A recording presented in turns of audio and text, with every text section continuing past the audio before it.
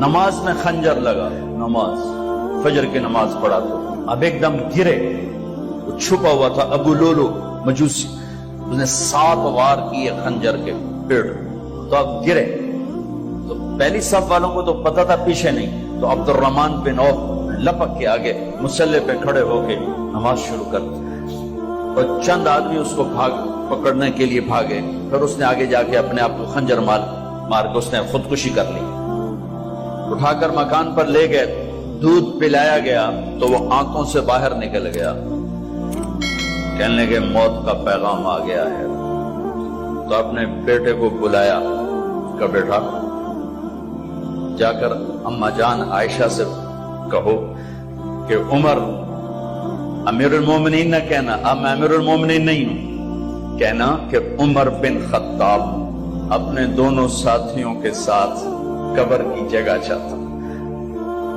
اگر مجھے اجازت مل جائے تو مجھے وہاں دفن کرنا، اگر اجازت نہ ملے تو مجھے عام قبرستان میں دفن کر دینا۔ عبداللہ بن عمر تشریف لے گئے تو اما عائشہ بیٹھی رو رہی تھی، کہا اما جان میرا باپ عمر بن خطاب اجازت چاہتا ہے قبر کی اپنے دونوں ساتھیوں کے ساتھ، تو حضرت عائشہ رضی اللہ تعالیٰ عنہ رونے لگی، پہلے بھی رو رہی تھی، کہا عبداللہ یہ جگہ تو میں نے اپنے لیے رکھی ہوئی تھی کہ میں اپنے خامند اور باپ کے ساتھ میں بھی ایک کونے میں سو جاؤں گی، لیکن اگر عمر کی خواہش ہے تو اس جگہ کا عمر مجھ سے زیادہ حق تھا۔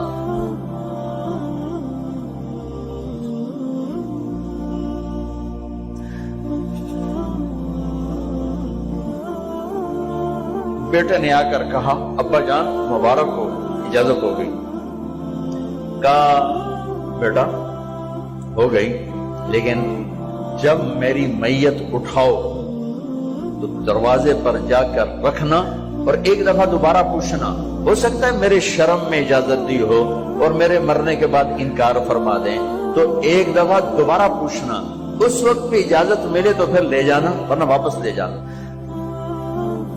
حضرت علی اور حضرت حسن تشریف لائے جس دن انتقال ہو رہا ہے، تو گھبراہٹ دیکھی تو حضرت علی نے فرمایا عمر موت سے ڈر گئے ہو؟ کہ نہیں موت سے نہیں ڈر، موت کے بعد کیا ہوگا اس سے ڈر گیا۔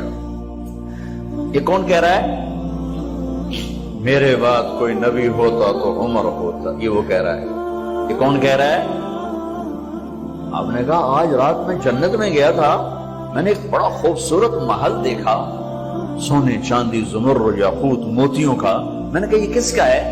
تو مجھے کہا گیا کہ آپ کے غلام عمر بن خطاب کا ہے۔ کون کہہ رہے ہیں؟ موت کے بعد جو ہوگا اس سے ڈر رہا ہوں۔ کہ آپ مسجد میں انٹر ہوئے، مسجد میں ایسے لوگ تھے، ادھر ابو بکر تھے اور ادھر عمر تھے، آپ نے یوں ہاتھ پکڑ لیے، دونوں کے ایسے ہاتھ پکڑ لیے، ادھر ابو بکر ادھر عمر، کہ مجھے دیکھ رہے ہو؟ کہ جی، کہ قیامت کے دن میں ایسے اٹھوں گا کہ میرے ادھر ابو بکر ہوگا اور ادھر میرے عمر ہوگا۔ یہ عمر کہہ رہے ہیں موت سے نہیں ڈرا ہوں، موت کے بعد کیا ہوگا اس پہ ڈر رہا ہوں۔ تو حضرت علی نے فرمایا کیوں ڈرتے ہو؟ میں گواہی دیتا ہوں،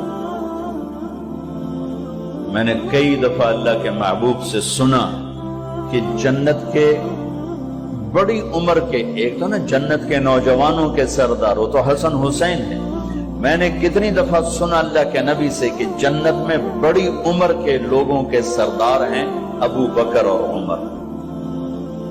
تو آپ نے کہا قیامت کے دن گواہی دو گے؟ آپ نے کہا، حضرت علی نے کہا میں بھی گواہی دوں گا، میرا بیٹا حسن بھی گواہی دے گا۔ وہ حضرات تشریف لے گئے تو موت کی آہٹ کو محسوس کیا تو بیٹے کی گود میں سر تھا عبداللہ بن عمر کا، بیٹا یہ زمین پہ لٹا،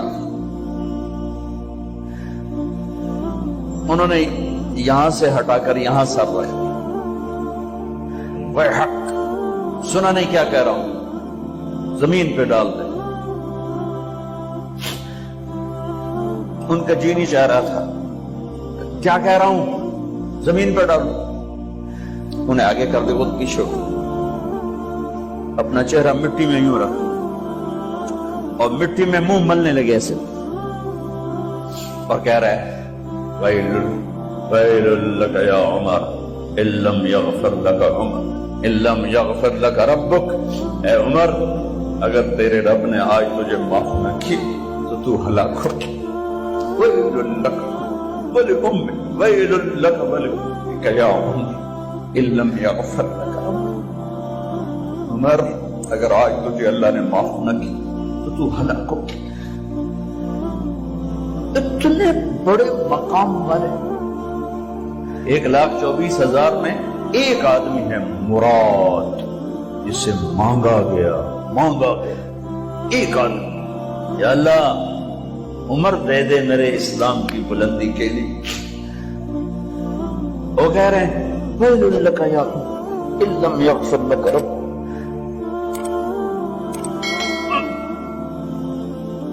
اے عمر، تو برباد ہو گیا اگر تیرے رب نے تجھے معاف نہ کی. یہ کہتے کہتے کہتے کہتے جان نکل گئی. صہیب رضی اللہ عنہ نے آپ نے وصیت فرمائی کہ میرا جنازہ صہیب پڑھائے. رومی جنازہ پڑھایا گیا، کندھوں پہ اٹھایا گیا، اور آ کر اماں جان عائشہ رضی اللہ عنہ کے دروازے پر عبداللہ بن عمر، باقی تو کوئی پتہ نہیں تھا کسی کو، کبھی ٹھہر جاؤ، جنازہ یہاں رکھ دو. پھر آگے بڑھے، دستک دی. اماں جان، میرا باپ عمر بن خطاب دروازے پہ پہنچ چکا ہے، اندر آنے کی اجازت ہے.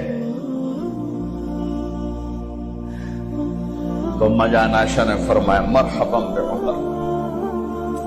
ہم عمر کو خوش آمدید کہتے ہیں. اور باہر تشریف لے گئی. وہیں حجرہ مبارک میں قبر کھودی گئی. عبداللہ بن عباس فرماتے ہیں کہ میرے کندھے پر کسی نے ہاتھ رکھا تو میں نے یوں پیچھے مڑ کے دیکھا تو جناب امام المتقین حضرت علی کھڑے ہوئے رو رہے تھے اور فرما رہے تھے عمر، مجھے پتا تھا تیرے سوا یہاں کوئی نہیں آ سکتا. مجھے پتا تھا یہاں تو ہی آئے گا اور کوئی نہیں آ سکتا، چونکہ میں نے ہزاروں دفعہ سنا خرجت انا و ابو بکر و عمر دخلت انا و ابو بکر و عمر. میں نے ہزاروں دفعہ اپنے نبی کی زبان سے سنا میں اور ابو بکر عمر گئے تھے، میں اور ابو بکر عمر آئے تھے، میں اور ابو بکر عمر اندر گئے تھے، میں اور ابو بکر عمر باہر گئے تھے. میں نے اپنے نبی کے نام کے ساتھ تجھے اور ابو بکر کو اتنا سنا ہے کہ کسی کو نہیں سنا، لہذا مجھے پتا تھا تو اسی جگہ پہ آئے گا، تیری یہی جگہ ہے. میرے بھائی بہنوں، یہ وہ لوگ ہیں جنہوں نے رضی اللہ عنہ کا ٹائٹل جیتا اور پھر روتے روتے مر گئے. مجھے کیا خبر کیا ہونے والی، اب کو کیا خبر کیا ہونے والی. بے شک میرا رب رحیم ہے، اس کے رحم کے تو فیضی کام بنے گا. کیڑیاں تقریراں تے کیڑے علم، کیڑیاں نمازاں تے کیڑیاں سجدہ، کم تو اس کی رحمت پر بنے گا، پر یہ اعمال اس کی رحمت کو لینے کا راستہ ہے. یہ بھی ٹھیک نہیں ہے کہ اللہ غفور الرحیم ہے، آپ ہی معاف کرے گا. یہ یزید اور حسین کو برابر تو نہ کرے. آل رسول کی بوٹی بوٹی نوچ دی جائے اس کی رضا کو ڈھونڈنے کے لیے. وہ نہیں کہہ سکتے تھے اللہ بڑا غفور الرحیم.